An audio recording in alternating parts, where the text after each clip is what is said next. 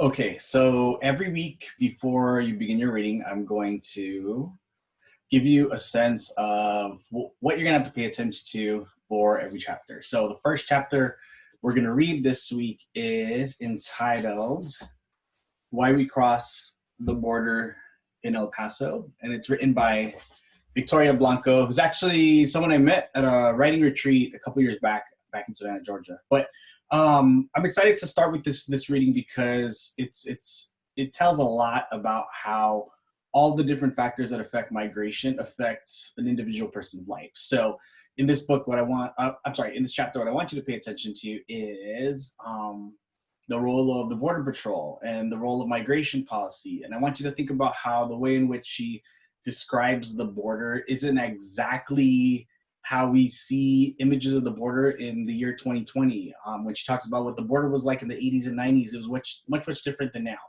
I want you to pay attention to all the different actors in there, from her mom to her brother to her brother's friend.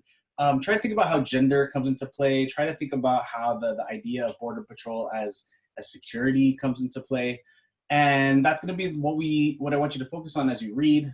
And I want you to come to class prepared to talk about some of those things. So my hope is that this little intro is going to give you a sense of how to focus the reading, so that when you come at the reading, you're not just being like, what do I pay attention to?